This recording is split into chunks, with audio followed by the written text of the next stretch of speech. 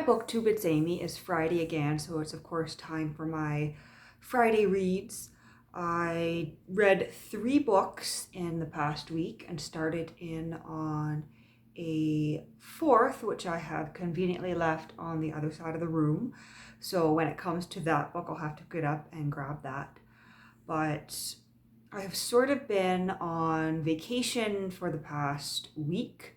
So I had initially booked off starting last Thursday until today with the intention that I would hop on a train, go across southern Ontario and spend Easter and this past week with my family back near KW, which I did not do for obvious reasons.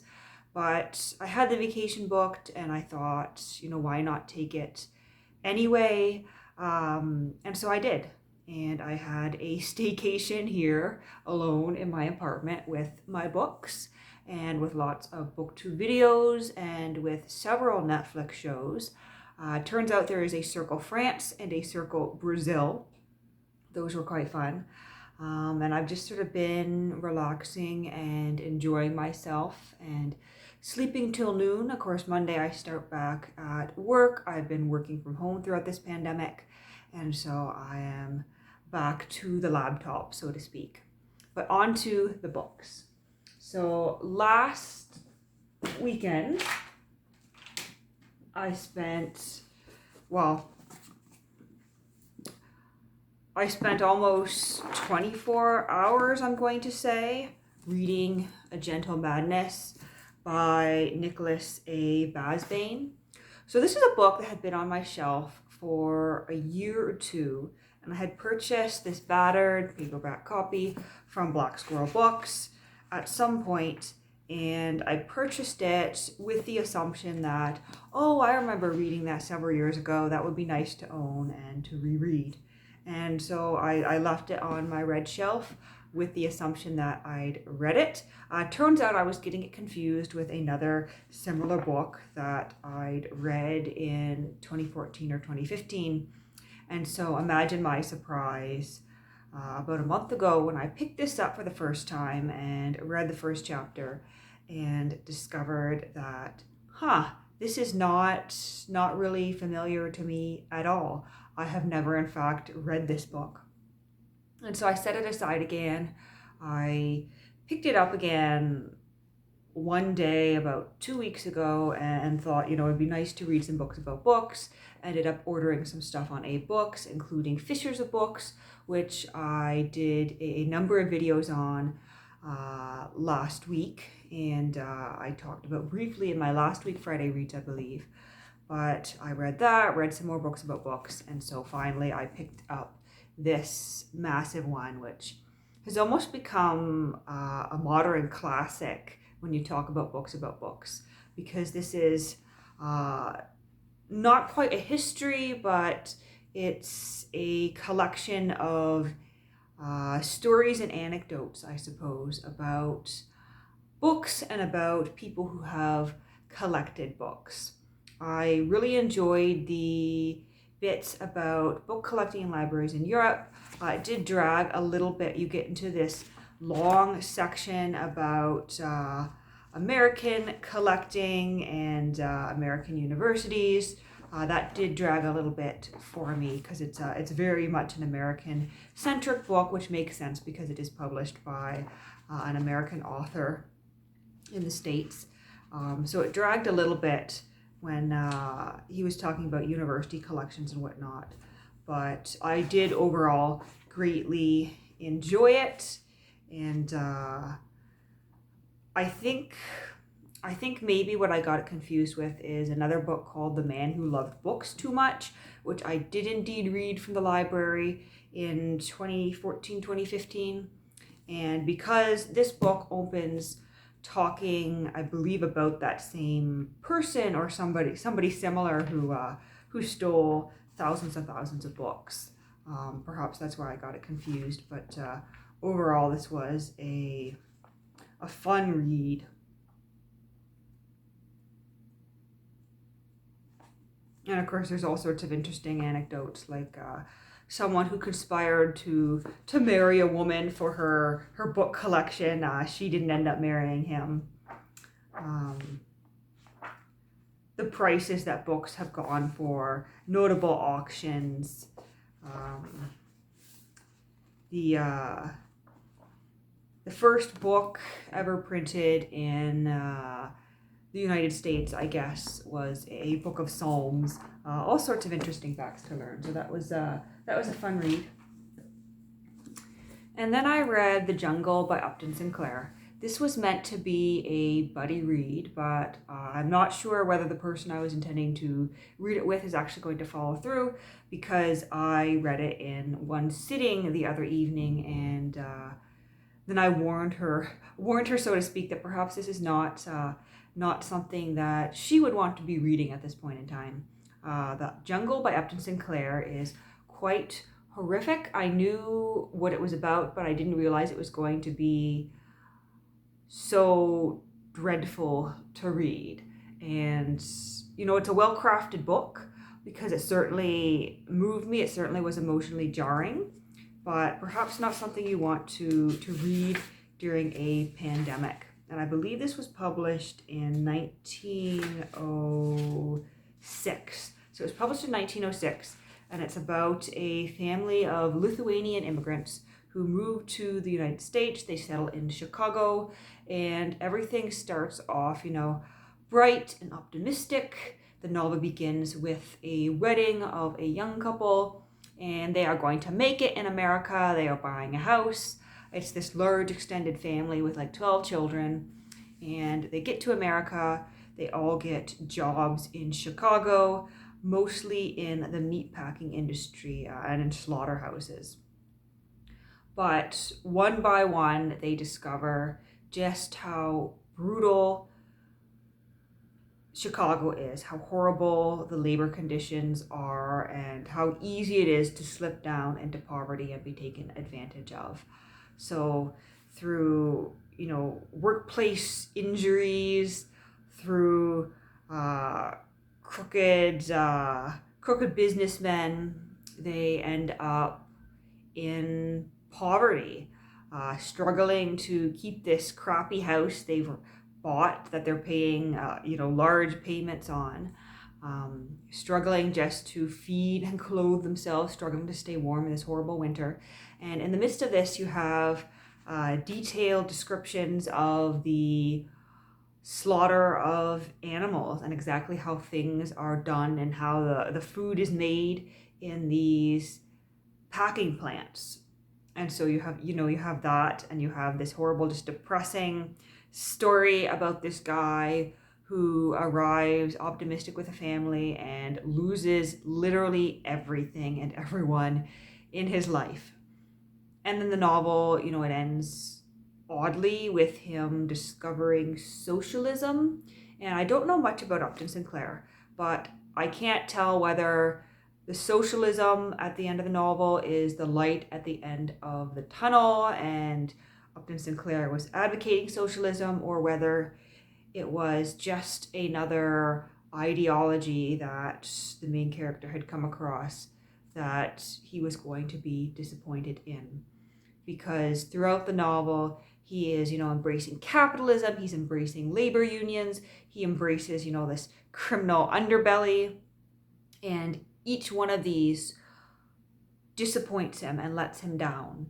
And the novel ends with him discovering socialism and thinking this is going to be the way forward, and sort of having this light lit up back in his eyes. And one of the ironic things about this novel is that he is perhaps the safest and best housed and best well fed during his periods in prison. Apart from the times that he goes off into the country to work as a day laborer and earn some money. But overall, just a jarring novel, and I can see why it had such an impact at the time. And I'm glad I read it, but probably not something that most people would want to be reading at this point in time. And then I read this novel called The Lost Estate. The French title is Le Grand Milnes by Alain Fournier. And this is a translation into English from the original French. The translator is Robin Buss. It's got an introduction by Adam Gopnik. And this is one that I ordered online for pretty cheap, although I'm a bit disappointed because look at this. It's all battered up. The spine is literally taped together at the top. And this was sold to me as a copy in good condition. This is not what I consider good condition.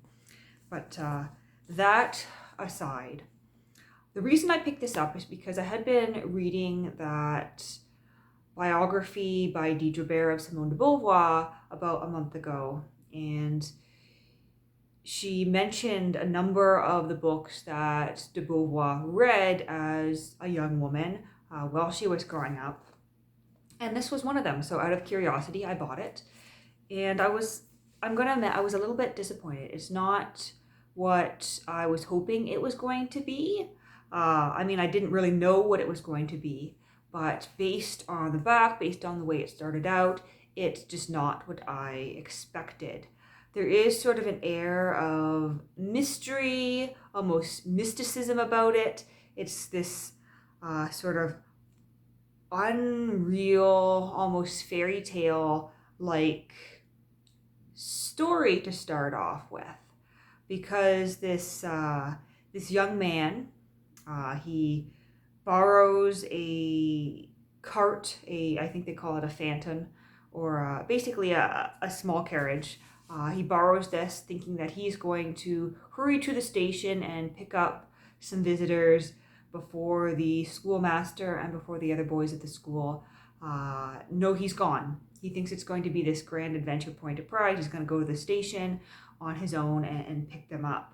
But on the way there, he gets lost and he finds this sort of grand mansion where this party is going on. And he is accepted into this house as, a guest who's supposed to be there, which puzzles him.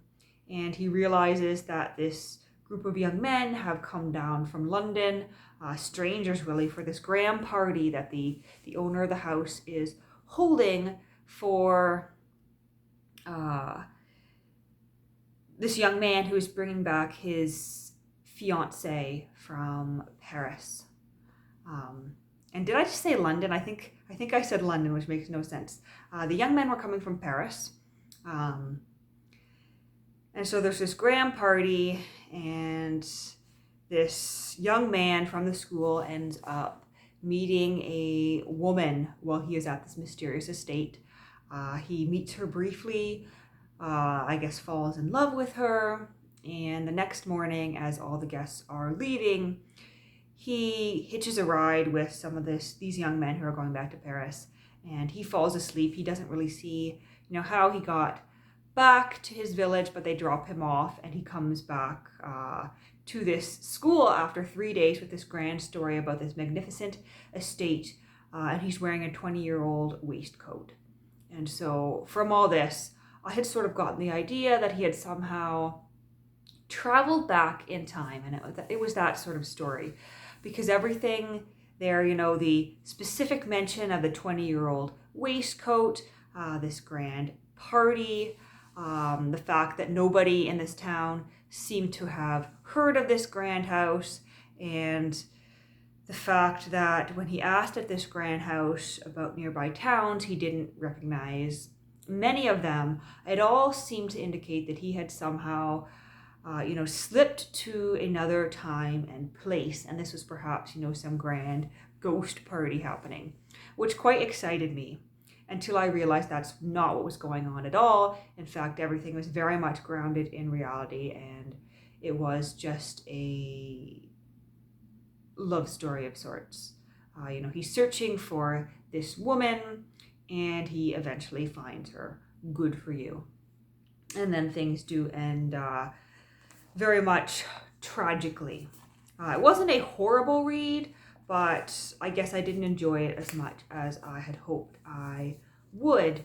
And this sort of air of mystery was perhaps a little bit misplaced, because it felt like something very mysterious was going on, and then it turned out to be not very mysterious at all. So there's that. Now, as I said, I left a book on the other side of the room, so bear with me.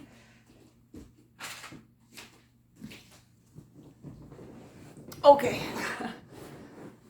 Memoirs, The Memoirs of a Bookman by James Milne. This is one that I showed in a couple of videos I filmed yesterday.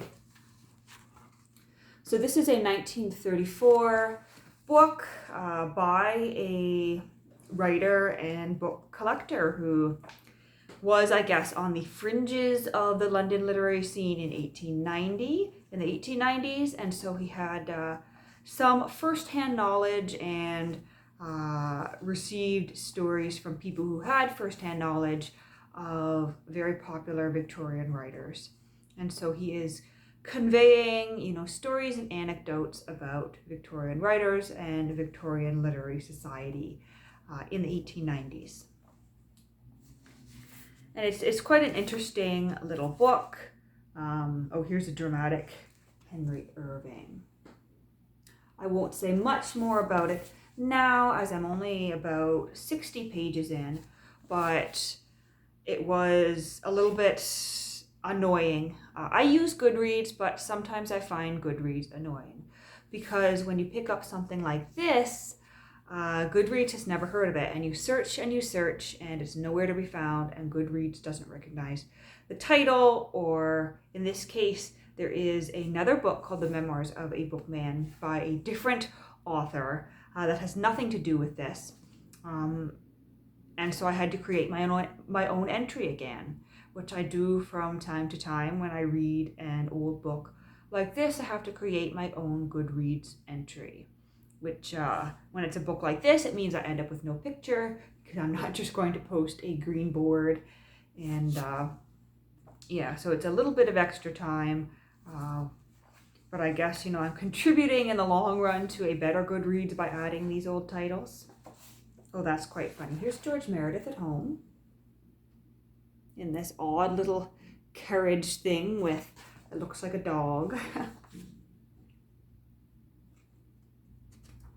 That was on his 80th birthday.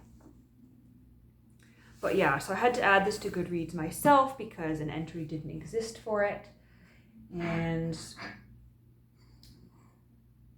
as I said, I'm enjoying it, and I'll talk some more about it in the future. I'm expecting some mail here. I do have about 10 or so books that I've ordered on A-Books over the past couple of weeks that should be coming for me soon. And I'm going to drink this coffee I made here and perhaps dig into this book here before I don't know, watch some Netflix, do some more reading, watch some more BookTube. I hope you're all having a lovely Friday.